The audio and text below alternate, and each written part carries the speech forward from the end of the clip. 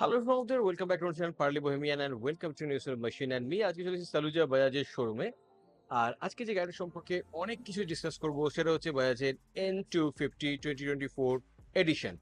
তো মার্কেটে এই মুহূর্তে যদি আপনি একটা 250 সিসির যদি একটা কমিউটার বাইক দেখেন, যেখান থেকে একটা সুন্দর পাওয়ার পাবেন, আরবান ক্রুজিং এবিলিটি পাবেন এবং তার সঙ্গে হাইওয়ে ক্রুজিং এবিলিটিটাও বেশ ভালোভাবে চুটিয়ে এনজয় করতে পারবেন, দেন সংখ্যাটা সত্যি করেই কম। এবং এই মুহূর্তে বাজাজ ছাড়া আর কেটিএম ছাড়া এই 250 সিসি সেগমেন্টের ন্যাকেড স্ট্রিট স্পোর্টস বাইক কিন্তু সংখ্যাটা খুব কম। তো এই বাইকটা সম্পর্কে ডিটেলসে ডিসকাস করব অনেক কিছু, যেমন এর প্রাইস কি, এর ইএমআই কত পড়বে, এর ফিচার স্পেসিফিকেশন কি, এবং বর্তমানে এই গাড়িটা নেওয়ার কথা যদি ভেবে থাকেন দেন সেটা কতটা সঠিক হবে, এই সমস্ত কটা জিনিস সম্পর্কে। তো শুরু করব কন্টেন্টটা এর ডাইমেনশন রিলেটেড ইনফরমেশন থেকে। And this the beautiful look of this bike. আর এই বাইকটার আপনার যে সিট হাইট সেটা 800 মিলিমিটার, এর গ্রাউন্ড ক্লিয়ারেন্স 165 মিলিমিটার, এর কার্ভ ওয়েট 164 কেজি, এবং এখানে আপনি 14 লিটারের ফুয়েল ট্যাঙ্কটাও পেয়ে যাচ্ছেন। ফ্রন্টে যদি আপনি দেখেন দেন একটা bi function LED headlight unit পেয়ে যাচ্ছেন। এখানে এর ডিআরএলটা পেয়ে যাচ্ছেন। যদি আমি এই গাড়িটাকে অন করি দেন দিস আ বিউটিফুল ডিআরএল। আর এখানে বাই ফাংশন এলইডি এর প্রজেক্টর হেডলাইট বিমটা রয়েছে। এবং এই গাড়িটাতে এখন নতুন পেন্ট স্কিমগুলোর সাথে ইউএসডি ফগটাও পেয়ে যাচ্ছেন। এই গাড়িটাতে বর্তমানে 37 মিলিমিটার ইউএসডি ফগ পাবেন। 43 মিলিমিটার ইউএসডি ফগ আপনি যদিও পাবেন না, তাও the main thing is USD fog is here. তার সঙ্গে আপনি এখানে একটা বেশ ইউনিক ডিজাইনের মাডগার্ড পাবেন। এখানে একটা এয়ার ফ্লোর জন্য ভেন্টস ছিল, এবং যেটার জন্য এর ফ্রন্ট মাডগার্ডের লুকসটাও বেশ সুন্দর হয়ে যাচ্ছে। এবং তার সঙ্গে এই গাড়িটাতে ক্রেমিকার ক্যালিপারটা পেয়ে যাচ্ছেন এবং 300 মিলিমিটারের ডিস্ক পেয়ে যাবেন। ডুয়েল চ্যানেল এবিএস রয়েছে। এবিএস রাইড মোডটাও আপনি পাবেন, road, rain, off road, traction control সিস্টেমটাও কিন্তু আপনি এখানে পেয়ে যাবেন। এবং ফ্রন্টে যে হুইলটা সেটা 17 ইঞ্চের, এবং টায়ারটা এমআরএফ এর তরফ থেকে। খুব কমন একটা অ্যালয় হুইল ডিজাইন পেয়ে যাবেন, যেটা বাজাজের অন্যান্য গাড়ির ক্ষেত্রেও এই ডিজাইনটা আমরা দেখে থাকি। তবে এখানে রেডের ইনসার্ট রয়েছে, হোয়াইটের ইনসার্ট রয়েছে, তার জন্য একটা স্পোর্টি টাচ কিন্তু আপনি এই হুইল এরিয়া থেকে পেয়ে যাচ্ছেন। অ্যান্ড যদি এদিকটাতে আসি আমি, এখানে আপনি ছোট্ট উইঙ্কার্স গুলো পেয়ে যাচ্ছেন।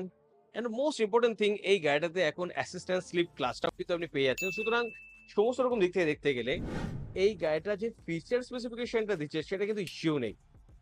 অ্যান্ড এখানে পালসারের ব্র্যান্ডিংটা পেয়েছেন, 3D এমব্লেমটা পেয়ে যাচ্ছেন, ডার্ক ইনসার্ট রয়েছে। এটা 40 লিটারের ফুয়েল ট্যাঙ্কটা, বেশ কাটিং এজ শার্প ডিজাইনটা আপনি পেয়ে যাবেন। এর যে সাউন্ড এরিয়াটা পয়েন্টেড হচ্ছে ফ্রন্টের দিকটাতে, এবং ওভারঅল একটা মাস্কুলার মাস্কুলার প্রপার্টিও কিন্তু অ্যাড করে দিচ্ছে। 250 একটা সুন্দর গ্রাফিক্স আপনি এখানে পেয়ে যাবেন। তো এই গাড়িটাতে যে নতুন গ্রাফিক্সটা ইউজ করা হচ্ছে, এই গ্রাফিক্সটার জন্য কিন্তু এর লুকসটা বেশ এনহ্যান্স হয়েছে, বেশ স্পোর্টিও হয়ে গেছে। এই যে কালারটা আমাদের সামনে রয়েছে সেটা হচ্ছে ব্রুকলিন ব্ল্যাক, এবং এই ব্রুকলিন ব্ল্যাকের সঙ্গে সঙ্গে আপনি গ্লসি রেসিং রেড আর পার্ল মেটালিক হোয়াইট এই দুটো কালারও কিন্তু পেয়ে যাচ্ছেন।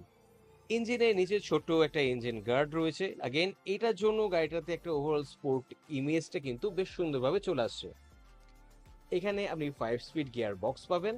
অ্যান্ড এই যে সিটটা স্পিড সিট হলেও সিটের প্যাডিংটা কিন্তু বেশ সুন্দর, এবং এখানে রাইডার পিলিয়নের জন্য কিন্তু এনাফ রুমটাও আপনি পেয়ে যাবেন। সুন্দর পালসারের ব্র্যান্ডিংটা এখানে রয়েছে।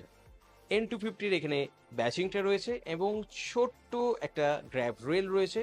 ছোট হলেও এটা বেশ প্র্যাকটিক্যাল, এবং এটা গ্র্যাব করাটাও বেশ সহজ। রেয়ারে চলে এলে সেই ক্লিস্টারিং বুমেরাং শেপ টেল ল্যাম্পটা পাবেন, যার জন্য রেয়ার থেকেও গাড়িটাকে বেশ ইউনিক লাগে, এবং তার সঙ্গে ছোট্ট উইঙ্কারটাও রয়েছে। এদিকে ওপেন চেন এরিয়া পেয়ে যাচ্ছেন, সারিগার্ডটাও পেয়ে যাচ্ছেন, এবং এই সাইডটাতে এলে এর যে বড় টায়ার হাগার সেটা আপনি দেখতে পেয়ে যাবেন।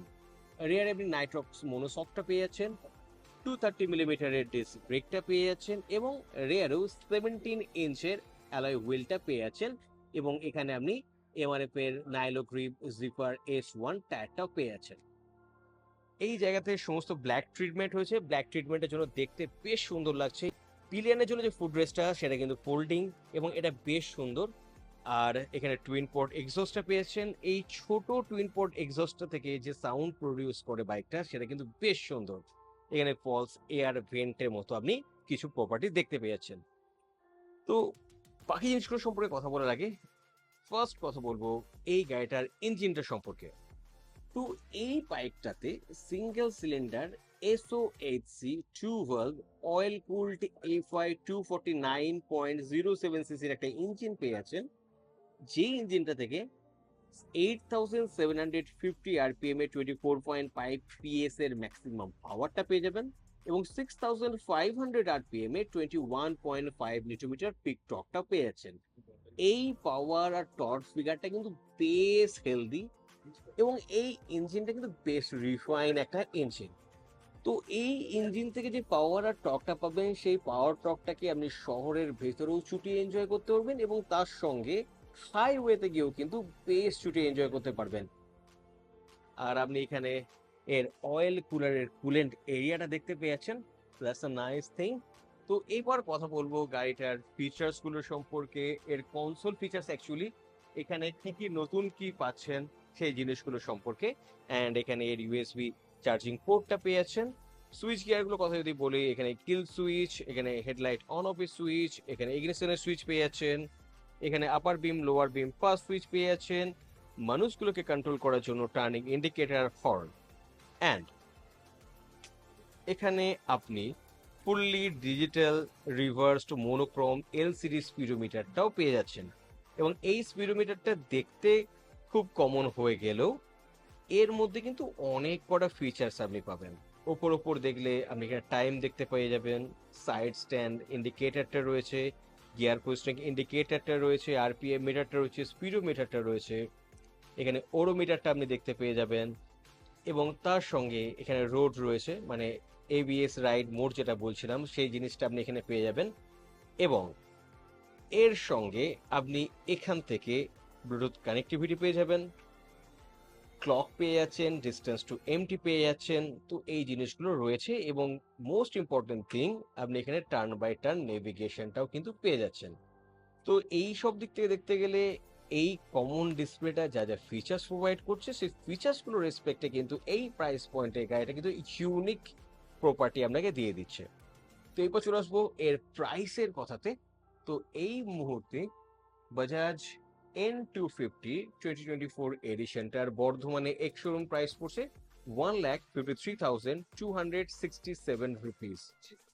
আপনি যদি 16,000 রুপিসের কাছাকাছি ডাউন পেমেন্ট করেন, আর 36 মান্থের টেনে যদি আপনি লোন নেন, তাহলে সেক্ষেত্রে ইএমআই পড়বে নিয়ার অ্যাবাউট 6,950 রুপিস পার মান্থের মতো। তো অন রোড প্রাইসটা যেহেতু চেঞ্জেবল হয় RTO to RTO, time to time, সেজন্য অন রোড প্রাইসটা আমি এখানে ডিটেলসে বললাম না। অন রোড প্রাইস সম্পর্কে ইনফরমেশন পেতে গেলে, আপনি down payment related, EMI related আরো ডিটেল ইনফরমেশন পেতে গেলে, আমি ডেসক্রিপশন বক্সে সালুজা বাজাজে কন্টিনিউয়াসলি স্টপ করে দেবো, আপনি সেখান থেকে কল করে এই বাইকটা সম্পর্কে সমস্ত করে ইনফরমেশন গ্যাদার করতে পারেন। তো এইপর হচ্ছে মোদ্দা কথা, এই বাইকটা আপনি নেবেন কি নেবেন না, মানে এই বাইকটা নেওয়াটা এই মুহূর্তে কতটা যুক্তিসঙ্গত। তো যেটা আমি বলছিলাম, এই মুহূর্তে যদি বাজারে দেখেন 250 সেগমেন্টের সেরকম প্রমিনেন্ট কোনো বাইক কিন্তু সেইভাবে মার্কেটে নেই। ইয়ামার FZ25 ছিল, সেটা এই মুহূর্তে ডিসকন্টিনিউ হয়ে গেছে। সুজুকি 25cc সেগমেন্টের গাড়ি ছিল জিক্সার 25, কিন্তু সেটা স্পেয়ার্স প্লাস অ্যাভেলেবিলিটির জন্য ভালো বাইক হওয়া সত্ত্বেও মার্কেটে সেরকম দাগ কাটতে পারেনি। এরপর বাজাজের ডমিনার 250 রয়েছে, কিন্তু সেটা সেগমেন্টটা একটু আলাদা, একটু ক্রুজার টাইপের। কেটিএম এর 250 রয়েছে, আগেন সেটা স্পোর্টস বাইক পিওরলি, ভীষণ ভালো বাইক। কিন্তু আপনি যদি কমিউট করার জন্য একটা পাওয়ারফুল আইসিসি বাইক খোঁজেন মার্কেটে, যেখান থেকে ভালো মাইলেজ পাবেন, যার লুকসটা বেশ সুন্দর হবে, ফিচার্সও বেশ ভালো হবে, এবং তার সঙ্গে সেটা পকেট ফ্রেন্ডলি হবে, দেন এই কটা জিনিস যদি আপনি মাথায় রাখেন, দেন এই বাইকটা কিন্তু আপনার একটা অবভিয়াস চয়েসের মধ্যে চলে আসে। লুকস ভীষণ সাবজেক্টিভ, কিন্তু টেকনিক্যালিটির দিক থেকে দেখতে গেলে, অন রোড পারফরমেন্স, কমফোর্টের দিক থেকে দেখতে গেলে এই বাইকটা কিন্তু নিঃসন্দেহে ভীষণ ভালো বাইক। আপনাদের এই বাইকটা সম্পর্কে কি ধারণা?